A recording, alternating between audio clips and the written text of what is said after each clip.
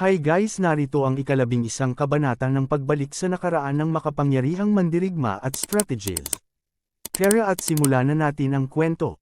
Nakita ni Nia Li ang galit sa mukha ni Shen Shu at bahagya siyang napangiti. Napakatalino ni Guru Shen Shu, sinasabi mong walang ganoong libro kasi hindi mo pa ito nakita. Ibig bang sabihin nito ay nabasa mo na lahat ng libro sa buong mundo? Sa nakaraang buhay niya, kilala na ni Nia Li si Shen Shu bilang isang walang katwiran na tao. Libro ng banal na kidlat at apoy. Oo nga pala, parang hiniram ko yata ang libro mula sa silid-aklatan. Biglang sabi ng isang mag-aaral na pangkaraniwan lang at halatang natatakot. 3 ang hiniram niyang libro, at isa rito ang libro ng banal na kidlat at apoy. Pero masyadong malalim ang nilalaman ng libro kaya hindi niya ito maintindihan. Nakalimutan na niyang ibalik ito pagkatapos silipin. Dahil sa sinabi ng pangkaraniwang estudyante, biglang dumilim ang mukha ni Shen Shu. Binuksan ng estudyanteng iyon ang libro ng banal na kidlat at apoy. Kopya lang ito, hindi ang orihinal. Nakasulat ito sa wika ng Snowwind Empire. Ang unang tomo lang ang naisalin, pero hindi ang mga sumunod. Ang wika noong panahon ng Snowwind Empire ay napakakomplikado, at bihira ang makakaintindi nito. Hindi inaasahan na talagang may ganoong libro. Maging sina Vice Principal Ye Sheng at Lu Ye ay nagkatinginan ng may pagtataka. Kahit sila na mga pinuno ng Holy Orchid Institute, hindi nila alam lahat ng mga libro sa silid-aklatan dahil daan-daang libo ang bilang nito, at 70% sa mga ito ay iniwan pa mula sa sinaunang panahon. Marami rin sa mga librong ito na kahit sila ay hindi kayang isalin. Sa nakaraang buhay ni Nia Li, nang maglakbay siya sa kontinente, natuto siyang magbasa ng 7 wika. Nang umabot siya sa antas ng legend, nabasa niya ang iba't ibang libro at hindi niya nakalimutan ang nilalaman ng mga ito. Bukod pa rito, sa nakaraang buhay niya, nagtagal siya ng daan-daang taon sa isang nakapirming espasyo at oras sa loob ng aklat ng demonyong espiritu ng panahon, kung saan nabasa niya ang milyon-milyong libro habang nandoon siya. Walang hadlang para kay Nia Li sa pagbabasa ng mga salitang nakasulat sa wika ng Snowwind Empire. Maging ang matandang nakasuot ng kulay abong balabal na nakaupo sa tabi ni Ye Sheng at Lu Ye ay nagpakita ng pagkagulat. Kahit siya ay hindi pa nababasa ang libro ng banal na kidlat at apoy. Ye Sheng, magpadala ka ng tao sa silid-aklatan upang kunin ang libro ng banal na kidlat at apoy. Utos ng matandang nakakulay abong balabal. Oo, sagot ni Ye Sheng at tumingin kay Lu Ye sa tabi niya. Si Lu Ye ay hindi nag-aksaya ng oras at agad na nagmamadaling umalis. Ang lahat ng mag-aaral sa klase ay nakatuon ang kanilang mga mata sa libro ng banal na kidlat at apoy na hawak ng pangkaraniwang estudyante. Maging sina Ye Ziyan at Shen Yu ay nagulat din. Bilang mga miyembro ng 3 pangunahing pamilya, marami na rin silang nabasang libro, pero hindi nila alam na mayroong ganoong libro na tinatawag na libro ng banal na kidlat at apoy. Masyadong kakaiba ang librong ito, kaya't kakaunti lang ang magkukusang mag-aral mula rito. Sa loob ng Glory City, 3 uri ng mga pattern ng inscription ang mas kumpleto, ang Snowwind, Sacred Flame, at War Prime. Halos lahat ay nagsasanay sa mga 3 uri ng pattern ng inscription. Dahil ang mga pattern ng inscription ng kidlat at apoy ay matagal nang nawala noong panahon ng Age of Darkness, kakaunti na lang ang mga librong kagaya ng libro ng banal na kidlat at apoy na naiiwan. Lahat ng ito ay hindi na isalin kaya nakatabi lang. Paminsan-minsan, may mga estudyanteng humihiram ng mga ito, pero pagkatapos nilang mapagtanto na hindi nila maiintindihan ang nilalaman, agad nilang isasauli. Tingnan natin, Libro ng Banal na Kidlat at Apoy Volume 7. Agad na nagsimulang maghalungkat ang pangkaraniwang estudyante sa libro. Ang libro ng Banal na Kidlat at Apoy ay ilang daang pahina ang kapal. Sa loob nito, puno ng mga ilustrasyon, teksto, at mga diagram ng pattern ng inscription ng kidlat at apoy. Walang pagsasalin para rito pagkatapos ng unang tomo. Ang mga komplikado at sinaunang salita ay nagdudulot ng sakit ng ulo sa maraming tao sa simpleng pagtingin lang.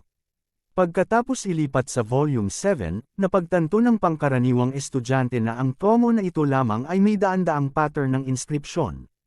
Sinimulan niyang isa-isahin at ikumpara ang mga ito sa pattern ng inscription na Scarlet Sunburst sa pisara. Nainip na ang lahat sa klase. Kailan kaya matatapos ang paghahanap? Nagyayelong sabi ni Shen Shu, malamang nahanap mo lang itong libro sa kung saang sulok ng silid-aklatan at ni hindi mo alam ang nakasulat dito. Pero sinasabi mong ang Scarlet Sunburst ay nagmula sa librong iyon. Napakayabang na bata, inaakusahan mo pa ang mga ninuno ng aking sacred family. Kung hindi mo mahanap ang pattern ng inskripsyon, dadalhin kita sa Saint Judgment Hall at sasampahan ng kaso para sa paninira sa aking mga ninuno. Tumawa ng malakas si Nia Li at sinabi, Guru Shanshu, masyado pang maaga para magsabi ng mga ganitong bagay. Ang librong ito ay mula pa sa panahon ng Snowwind Empire, at ilang libong taon nang umiiral. Mas matagal na ang panahon ng pagkakalikha nito kaysa sa paglikha ng Sacred Family, hindi ba? Tama, sagot ni Shen Shu habang tumango. Hindi niya kayang tanggihan ang katotohanan ito. Kung ganun, madali lang. Tumingin si Nia Li sa pangkaraniwang estudyante at sinabing, baliktarin mo ng 30 pahina mula sa Volume 7. Ang pang-anim na diagram sa pahina 30. Ikumpara mo sa pattern ng inskripsyon na Scarlet Sunburst. Nang makita ang kumpiyansang nasa mukha ni Nia Li, biglang kinabahan si Shen Shu. Kung matutuklasan ni Nia Li ang pinagmula ng pattern ng inskripsyon na Scarlet Sunburst, magiging mantsa ito sa Sacred Family. Dahil ang Sacred Family ay nagpakalat ng balitang ang Scarlet Sunburst inscription pattern, pati na ang 16 na iba pang pattern ng inskripsyon, ay sariling likha ng unang henerasyong pinuno ng pamilya. Dahil dito, tumataas ang reputasyon ng Sacred Family. Kung malalaman ng publiko na ang mga pattern ng inskripsyon ng Sacred Family ay kinopya lang mula sa sinaunang libro, malamang na masira ang reputasyon ng Sacred Family. Nang makita ang takot na baka sa mukha ni Shen Shu, lihim na napangiti si Nia Li. Karamihan sa kasikatan ng Sacred Family ay galing sa pagiging tagapagdala ng mga pattern ng inskripsyon ng Sacred Flame, na sinabi ng mga nakaraang pinuno ng pamilya na kanilang sariling likha. Ang kanilang kakaibang talento ang nagligtas sa Glory City sa kagipitan. Pero ang totoo, ang Sacred Family ay puro mapagkunwari. Sa nakaraang buhay ni Nia Li, nang gumuho ang Glory City, lahat ng pamilya ay nagpakahirap upang mailigtas ang lungsod. Ang Sacred Family ay dapat sana ay nagbabantay sa kanlurang pader ng Glory City, pero sa pagsiklab ng digmaan, upang iligtas ang kanilang sariling lakas, ipinasok nila ang lahat ng mga eksperto ng pamilya sa street. Ancestral Mountain. Dahil dito, nabutas ang kanlurang pader, at pinayagan ang mga demonyong hayop ng Snowwind na makapasok sa lungsod. Tandaan pa ni Nia Li ang nakakatakot na eksena ng massacre na ginawa ng mga demonyong hayop. Wala nang magawa sina Nia Li at ang iba kundi lisanin ang Glory City.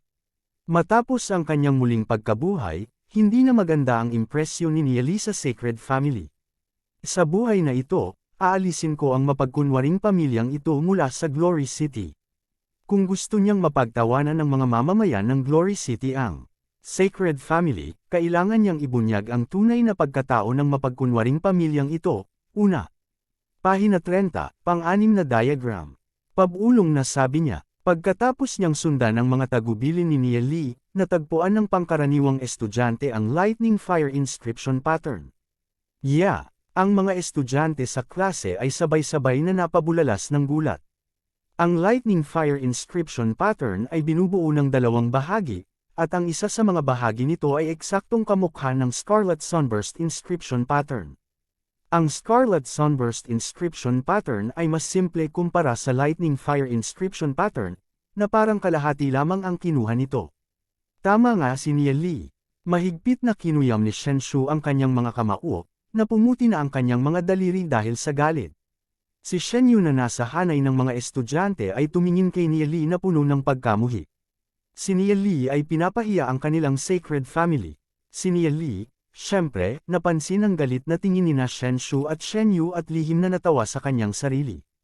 Ang buong Sacred Family ay pare-pareho lamang. Kapag hindi nila nahanap ang dahilan, ipapasa nila ang sisi sa iba. Kung hindi sa mga sarili nilang kapintasan, bakit sila matatakot na mabunyag ng iba? Ano ngayon kung kinuha ng unang henerasyong pinuno ng aming Sacred Family ang pattern mula sa libro ng banal na kidlat at apoy? Malamig na sagot ni Shen Shu. Tumawa si Nia Li, Guru Shen Shu, mukhang hindi mo alam ang code of conduct ng mga demon spiritist. Gusto mo bang ipaliwanag ko ito sa iyo?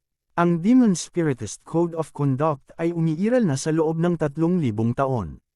Halos lahat ng Demon Spiritist ay sumusunod sa code na ito. Demon Spiritist Code of Conduct Article 161, kapag kinuha ang mga pattern ng inscription o kinopya mula sa ibang Demon Spiritist, kailangang ipahiwatig ang pinagmulan nito at hindi maaaring i-claim na sariling likha. Ito ang etika ng mga Demon Spiritist. Ikaw, nanginginig sa galit si Shen Shu.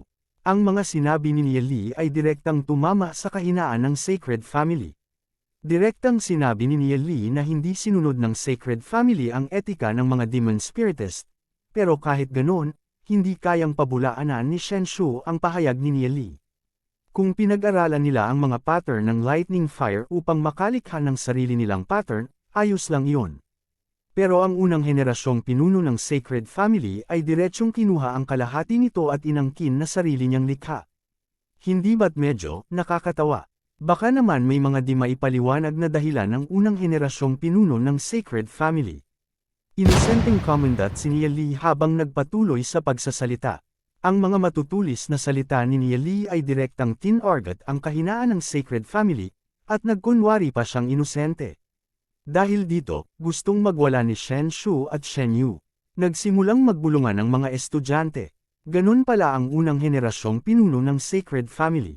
Sinasabi na kahit na ang unang pinuno ng Sacred Family ay isang gold rank na Demon Spiritist lamang, siya ay isang dakilang maestro sa pag-aaral ng mga pattern ng inscription na naglikha ng ilang Sacred Flame inscription pattern. Sila na ba talaga ang tagapagtaguyod ng Sacred Flame inscriptions? Hindi ko inakalang kinopya lang pala ang Scarlet Sunburst mula sa isang sinaunang libro. Tiningnan ko na ang record ng Snow Wind inscription pattern. Ang mga inscription doon ay nireproduce o kinuha mula sa mga sinaunang libro pero palaging ipinapakita ang pinagmulan nito. Hindi nila inangkin na sila ang lumikha nito. Ito ang etika ng mga Demon Spiritist. Lahat ng mararangal na Demon Spiritist ay gumagawa ng ganoon. Ang grupo ng mga estudyante ay nagsimulang magtanong-tanong. Maaari kayang ang dakilang maestro ng mga pattern ng inscription na hinahangaan nila ay wala lang palang ginagawa kundi nagpapapansin. Habang pinapakinggan ni Shen Yu ang mga usapan ng mga estudyante, lalo siyang naiinis. Nakikita na niya ngayon si Nieli bilang isang kalaban. Nakatayo si Shen Yu mula sa kanyang upuan at sinabi, "Nieli, ang aming Sacred Family ay naipasa na sa loob ng 300 taon. Kami ay isa sa 3 pangunahing pamilya sa Glory City. Hindi kami pwedeng basta-bastang pintasan ng isang tulad mo na galing lang sa isang ordinaryong pamilyang maharlika." Ang Scarlet Sunburst ay nakasulat sa talaan ng unang pinuno ng aming pamilya. Hindi naman ito inihayag sa publiko noon. Kami na mga susunod na henerasyon ay natagpuan lamang ito habang inaayos ang talaan ng unang pinuno ng pamilya. Kaya akala namin na siya ang lumikha nito. Natural lang iyon. Tiningnan ni Nieli si Shen Yu. Talaga nga namang miyembro siya ng Sacred Family. Ginamit niya ang palusot na iyon para hugasan ang kanilang kasalanan. Pinatindi ni Shen Yu ang kanyang boses nang banggitin niya ang Major Family, at idiniin na si Nieli ay mula lamang sa isang ordinaryong pamilyang maharlika, kaya't malinaw ang kanyang mga sinasabi. Kung itutuloy pa ni Nieli ang usapan, siguradong hindi siya palalampasan ng Sacred Family, isa sa mga pangunahing pamilya. Para kay Shen Yu, si Nieli ay wala na talagang halaga. Bago pa man ang kasal nina Shen Yu at Ye Ziyan, nagsimula na ang digmaan, at agad na tumakas si Shen Yu. Kaya't mas lalong nawala ng gana si Nieli sa kanya. Estudyante Shen Yu, napaka-arrogant mo naman. Buti na lang at may mahigpit na batas sa Glory City. Kung hindi, mag-aalala talaga ako na ang Sacred Family ay nagpatay mali siya si Nieli, nagkunwaring parang isang baboy na walang pakialam sa kumukulong tubig, habang nagkindat at nagsabi, "Naniniwala akong isang malaking pamilya tulad ng Sacred Family ang magpoprotekta sa aking kaligtasan. Kung may mangyari sa akin, malamang hindi na maaalis ng Sacred Family ang mantsa sa pangalan nila."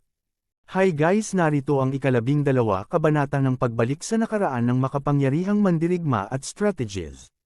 Tara at simulan na natin ang kwento. Sabi ni Nieli, kung ang Sacred Family ay magtangka kay Nieli, hindi ba't magpapakita ito na ang Sacred Family ay masamang lahi? Kahit si Shen Shu o si Shen Yu, parehong galit na halos masuka sa inis. Di maiwasang mapatingin ulit ni Ye Zion kay Nia Li. Hindi niya inakala na ganito kalakas ang loob ni Nia Li na harapin ang Sacred Family, isa sa tatlong malalaking pamilya sa Glory City. Kamakailan lang, ang mga kilos ni Nia Li ay nagdulot ng kawilihan sa kanya. Nagsimulang magtanong si Ye Zion sa kanyang sarili, anong klaseng tao nga ba si Nia Li? Sa kabilang banda, si Xiao Ningber ay natutuwa habang pinapakinggan kung paano sinasalakay ni Nia Li ang kahinaan ng Sacred Family gamit ang kanyang matatalim na salita. Ang pamilya niya ay matagal nang gustong ipakasal siya sa Sacred Family, ngunit sa kanyang puso, naguguluhan siya. Mula pa lang sa simula, hindi maganda ang impresyon niya sa Sacred Family. Nang marinig niya kung paano napatahimik ni Nia Li si Shen Zhu at Shen Yu sa pamamagitan ng kanyang mga salita habang naglalaro pa ng rascal, di niya napigilan ang pagtawa.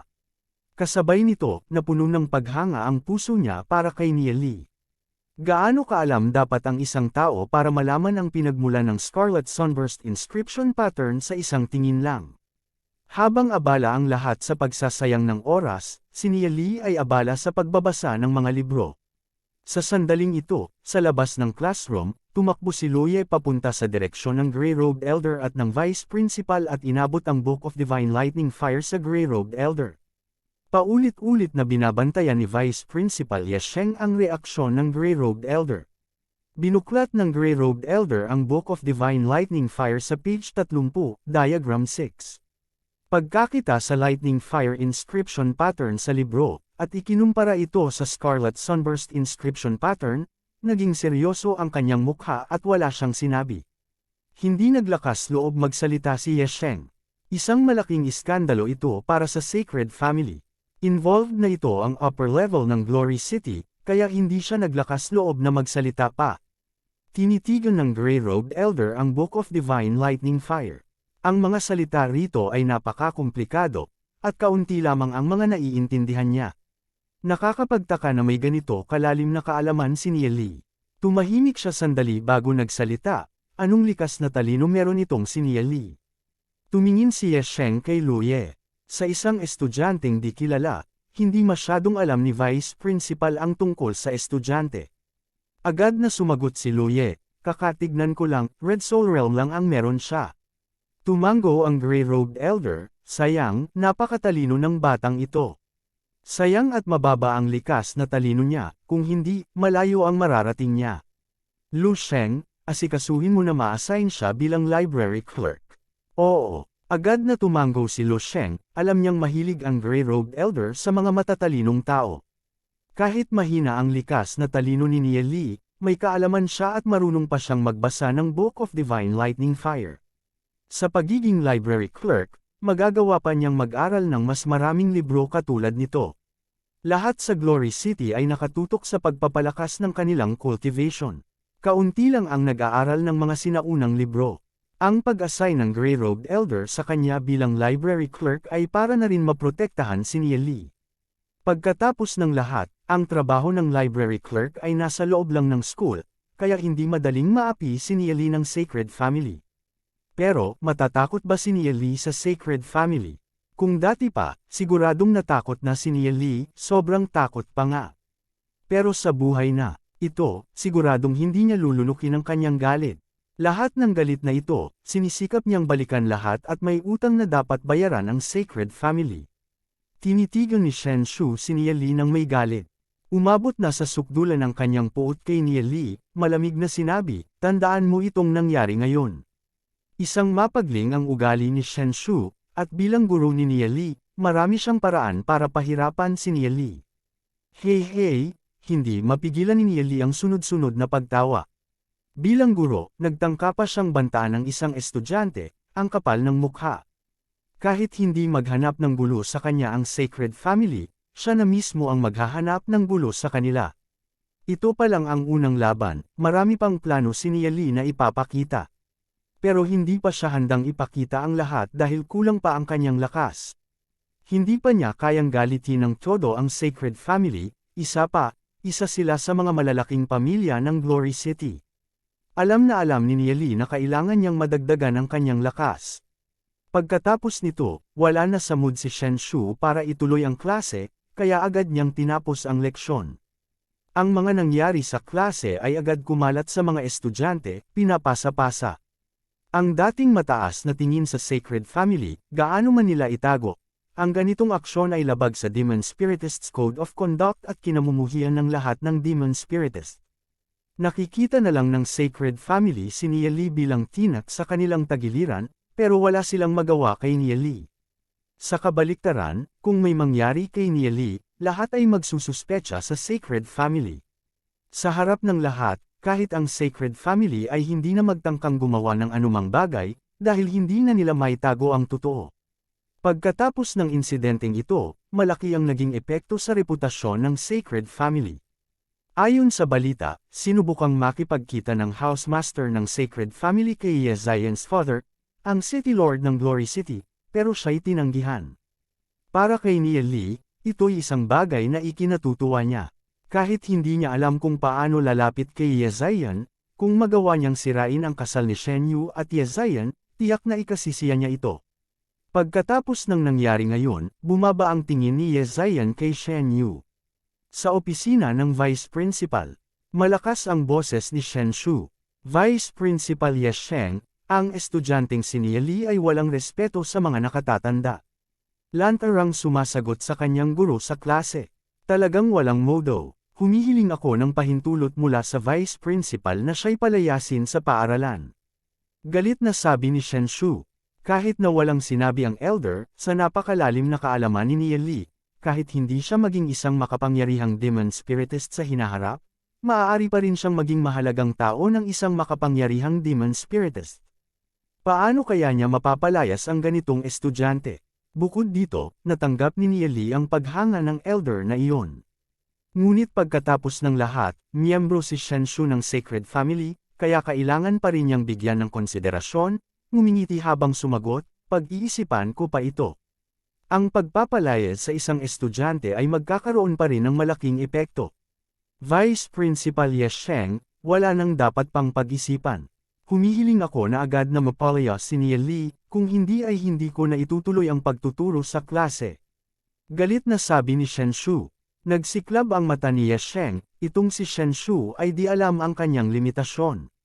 Ngumiti siya at nagsabi, kung ganun, paano kung ilipat na lang kita sa ibang klase? Nagdadalawang isip si Shen Shu, iniisip niyang bibigyan siya ni Ye Sheng ng konsiderasyon bilang miyembro ng Sacred Family, pero sa kanyang mga salita, narinig ni Shen Shu na desidido na si Ye Sheng na protektahan si Nia Lee. Kung ililipat siya sa ibang klase, wala na siyang magagawa para pahirapan si Nia Lee.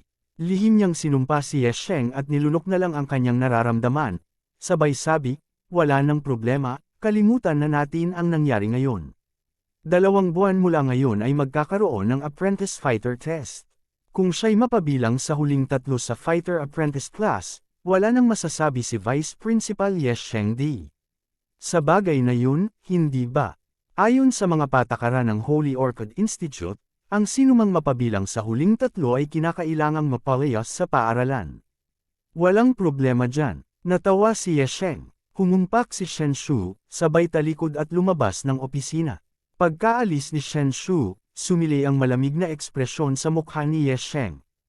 Alam niyang si Shen Shu ay mayabang at mapang-api, ngunit dahil siya'y miyembro ng Sacred Family, kailangang maging maingat sa kanya. Ngunit sa kabila nito, alam ni Ye Sheng na hindi basta-basta mapupunta si Nia Lee sa huling 3, lalo na't may ganito siyang kaalaman. Kahit pa si Nia Lee ay mapabilang sa huling 3 at mapalayas sa paaralan, tiyak na makikialam ang elder na iyon para kunin si Nia Lee. Sa kasalukuyan, sa ikatlong palapag ng library ng paaralan, maraming maliliit na silid na orihinal na nilaan para sa mga estudyante ng Holy Orchid Institute upang magbasa. Ngunit ngayon, ang mga silid na ito ay naging basehan ni Nia Lee at ng kanyang grupo dahil si Nia Lee ay kinuha ng Holy Orchid Institute bilang isang library clerk.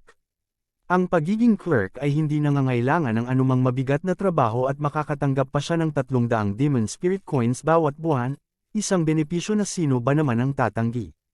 Ang hakbang ng Holy Orchid Institute na kunin si Nia Lee bilang clerk ay tila kakaiba, ngunit matapos mag-isip ng kaunti, naintindihan ni Nia Lee ang dahilan. Ginawa ito ng mga nakatataas sa Holy Orchid Institute upang maprotektahan si Nia Lee mula sa pambubuli ng Sacred Family. Kahit maliit lang ang posisyon ng library clerk, isa pa rin itong posisyon sa Holy Orchid Institute. Kahit ang Sacred Family ay mag-iingat na hindi basta-basta magpapakita ng puot kay Neely dahil baka magkaroon ito ng masamang epekto sa kanila. Sa bagay na ito, may utang na loob si Neely sa Holy Orchid Institute. Hindi alam ni Vice Principal Yesheng na dahil sa utos ng elder na kunin si Neely bilang isang library clerk, malaki ang magiging benepisyo ng Holy Orchid Institute sa malapit na hinaharap. Neely, hindi ba delikado ang ginawa mo laban sa Sacred Family? Tanong ni Dozy matapos maging tahimik sandali. Siya ay mas maingat na tao. Sino ba ang may pakialam kung delikado o hindi? Ang importante, masarap sa pakiramdam. Tumalikod si Lu Piao at bumaluktot ang labi. Natuwa siya nang makita ang mukhang halos mabaliw na si Shen Shu. Sa totoo lang, simulat sa poll ay inis na siya sa babaeng iyon. Tumango si Neely kay Dozy, alam ko. Sa mga nakaraang araw na hindi tayo pumasok sa klase, sigurado akong balisa na si Shen Shu. Dahil ganito na ang sinabi ni Neely, hindi na nagpatuloy sa pagsasalita si Dozy. Sa mga oras na ito, bukod kina Neely, Dozy, at Lu Piao, mayroon pang 3 estudyanteng karaniwan lamang. Sila ang mga nakatayo sa likod ng klase kasama ni Neely. Hindi rin gaanong magaling ang kanilang likas na talino, pareho lang na may pulang kaluluwang sakop. Ang pangalan ng 3 ito ay sina Wei Nan, Zhu Xiangjian, at Zhang Ming. Pinagkakatiwalaan pa rin ni Neely ang mga ito. Sa nakaraang buhay, sila ay mga direktang alagad ni Dozy at kahit hindi naging malapit si Neely sa kanila, alam niyang matapat ang mga ito kay Dozy. Nang dumating ang labanan sa mga Demon Beasts bago nasira ang Glory City, nag-alay sila ng kanilang buhay para ipagtanggol ang lungsod kasama si Dozy. Sila'y tunay na mga kapatid sa dugo. At sa buhay na ito, ang maliit na grupo nila ay pinangungunahan ni Neely. Kakabili ko lang ng 6 na pangunahing soul crystals na nagkakahalaga ng mahigit 6,000 demon spirit coins. Gusto kong subukan ang inyong mga kakayahan. Sabi ni Neely habang tinitingnan sila. Subukan ang kakayahan. Hindi ba nasubukan na ang kakayahan namin noong nag-enroll kami sa paaralan? Nagtatakang tanong ni Dozy. Ngumiti ng misteryoso si Neely. Iba ang aking pagsusuri sa dati. Nagkatinginan sina Dozy, Lu Piao, at ang iba pa. Ang sinabi ni Neely ay tila napakalalim. Karaniwan, ang hindi pa nagamit na mga soul crystals ay pinakasensitibo. Kung gagamitin upang subukan ang isang soul realm, napakatumpak ng magiging resulta. Ngunit kapag ginamit na ng higit sa isang tao ang isang soul crystal, magkakaroon ng interference at halos matutukoy lang ang uri ng soul realm at ang lakas ng soul force, sabi ni Neely habang tumatawa. Maliban sa uri ng soul realm at lakas ng soul force, ano pa ang pwedeng masubukan? Tanong ni Lu Piao na puno ng kuryosidad. Ang mga katangian at anyo ng soul realm. Sagot ni Neely na may ngiti sa kanyang labi. Nagkatinginan sina Dozy, Lu Piao, at ang iba pa. Ang sinabi ni Neely ay tila isang bagay na hindi pa nila naririnig o naiintindihan. Ngunit dahil sa ipinakitang kaalaman ni Neely, naniniwala sila sa kanya ng walang pag-aalinlangan. At dito nagtatapos ang kabanata. Maraming salamat po.